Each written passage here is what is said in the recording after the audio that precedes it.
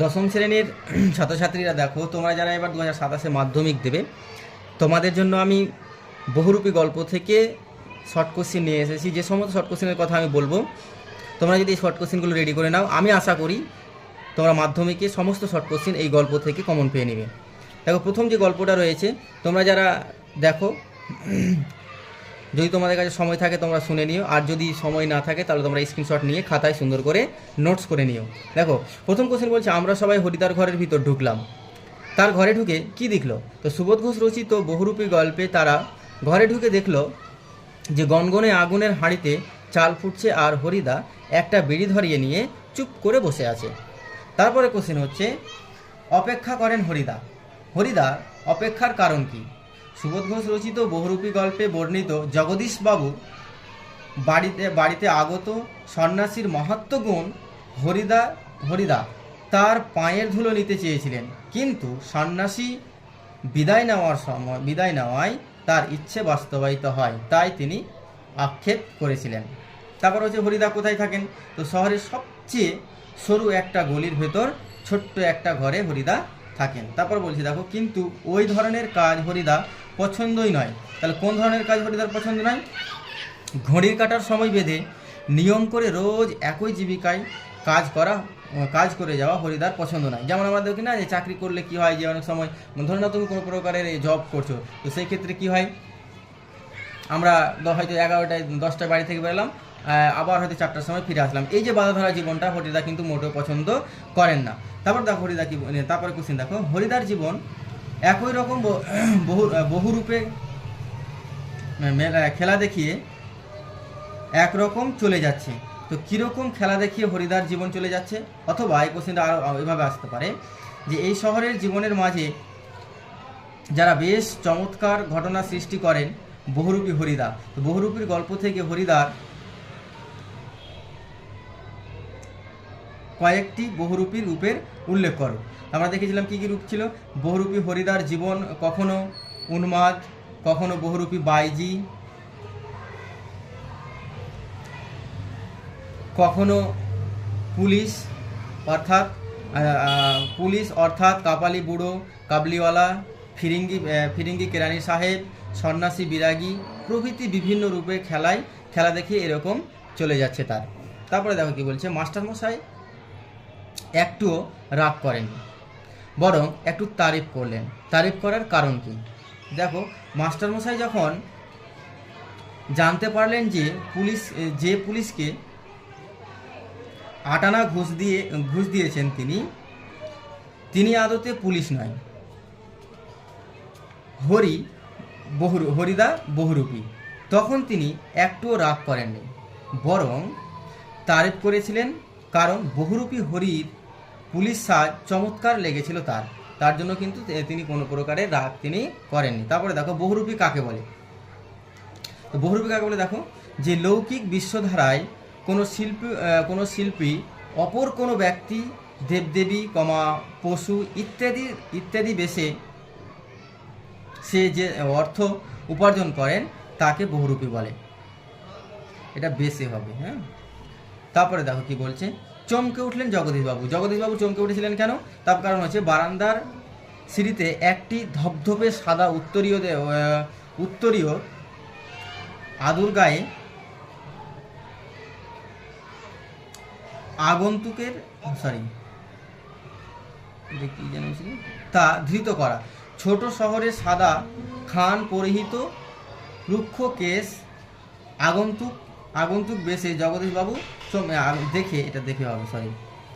আগন্তুককে দেখে জগদীশবাবু চমকে উঠলেন। তার কারণ হচ্ছে, যখন তিনি বসেছিলেন কিনা সিঁড়ির ওপর, তখন একজন সাদা উত্তরীয় পরা, ধপধপে সাদা উত্তরীয় পরে যখন একজন এসেছিল, সন্ন্যাসী এসেছিলেন, তো তিনাকে দেখেই কিন্তু জগদীশবাবু চমকে উঠেছিলেন। তুমি এভাবেও লিখতে পারো তোমরা। পরম সুখ কাকে বলে জানেন? বক্তার স্বয়ং পরম সুখ বলতে কি বুঝিয়েছেন? দেখো, বক্তা বিরাগী সব সুখের মোহবন্ধন থেকে মুক্ত হওয়াকে পরম সুখ বলে বুঝিয়েছেন। তারপরে দেখো কি বলছে, একটা আমার প্রাণের অনুরোধ। তাহলে বক্তার প্রাণের অনুরোধটা কি? বক্তার কোন অনুরোধকে এখানে প্রাণের অনুরোধ বলেছেন? দেখো, বক্তা জগদীশবাবু নিজের বাড়িতে আগন্তুক বিরাগীজিকে কয়েকটা দিন থেকে খাওয়া দাওয়ার জন্য অনুরোধ করেছিলেন। এখানে এই অনুরোধটার কথাই কিন্তু বলেছেন। তারপরে বলছে, অদৃষ্ট কখনো হরিদার এই ভুল ক্ষমা করবেন না।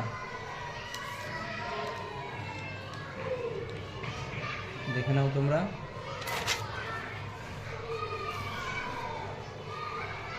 কোন ভুলের কথা এখানে বলা হয়েছে? শিল্প মর্যাদার স্বার্থে দরিদ্র বহুরূপী হরিদার জগদীশবাবুর অর্থ প্রত্যাখ্যান করে ভুল করেছেন বলে, এটা হবে না, ভুল করেছেন বলে কথক মনে করেছেন। সেই ভুলের কথা এখানে বলা হয়েছে। তারপরে কোশ্চিন দেখো, কি অদ্ভুত কথা বলেন হরিদা। অদ্ভুত কথাটি কি? হরিদা অদ্ভুত কথাটি ছিল, একজন বিরাগী সন্ন্যাসী সেজে টাকা স্পর্শ করা যায় না, তাতে তার বহুরূপীর ঢং নষ্ট হয়ে যায়। তারপরে যে কোশ্চিনটা রয়েছে দেখো, এছাড়াও আর কিছু খান না। এছাড়াও আর কি খান না? তাহলে এছাড়াও বলতে কি বোঝানো হয়েছে? হরিতকি। তিনি একটি মাত্র হরিতকি খান, এছাড়াও তিনি কিন্তু খান না, এই কিছু খান না। আশ্চর্য হয়েছি, একটু ভয়ও পেয়েছি। হরিদার কোন রূপ দেখে বক্তার এমন দশা হয়েছিল? তাহলে বিরাগী রূপ দেখে বক্তার এমন অনুভূতি হয়েছিল। তারপর দেখো কি বলছে, কিন্তু দোকানদার হেসে ফেললেন। হরিদার কাণ্ড, হরির কোন কাণ্ড দেখে দোকানদার হেসে ফেলেন?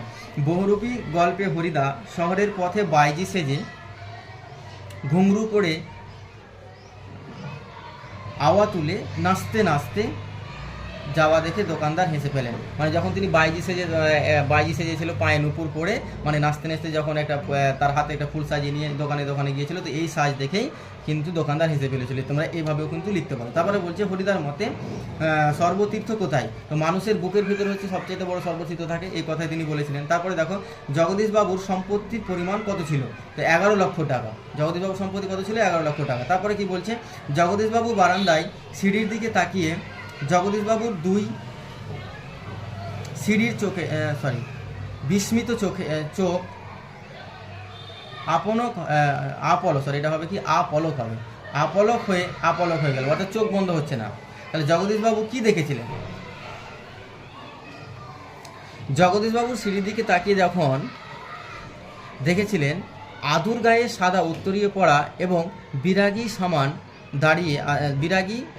দাঁড়িয়ে আছেন, বিরাগী সামনে দাঁড়িয়ে আছেন, তখন তিনি অপলক দৃষ্টিতে তার দিকে চেয়েছিলেন। যখন তিনি দেখলেন হঠাৎ করে যে একজন বিরাগী তার সামনে দাঁড়িয়ে আছেন, একজন সাদা উত্তরীয় পরে, তখন তিনি অবাক হয়ে তার এদিকে তাকিয়ে থাকেন। তারপরে কি বলছে দেখো, আমাদের বুকের ভিতরে যেসব তীর্থ, তাহলে কে কাকে কথাটি বলেছেন?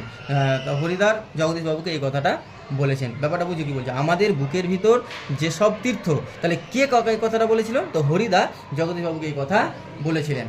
এই হচ্ছে তোমাদের বহুরূপী থেকে শর্ট কোশ্চেন দেওয়া হলো। তোমরা এই কয়েকটা শর্ট কোশ্চেন রেডি করো। আশা করি তোমরা এখান থেকে 2027 যে মাধ্যমিক পরীক্ষা দিবে, তো অবশ্যই তোমরা কমন পেয়ে যাবে। তা আমি তো ভেবেছি তোমাদের এইভাবেই প্রত্যেকটা অধ্যায় থেকে শর্ট কোশ্চেন, বড় কোশ্চেন, প্রত্যেকটা অধ্যায় থেকে আমি কিন্তু তোমাদের বাংলার এভাবে দিয়ে যাব। তোমরা আমাদের এই সমস্ত ভিডিও পেতে আমার চ্যানেলকে ফলো করো এবং ভিডিওগুলো ভালো লাগলে অবশ্যই একটা লাইক করবে এবং তোমরা সাবস্ক্রাইব করে পাশে থাকবে। ধন্যবাদ।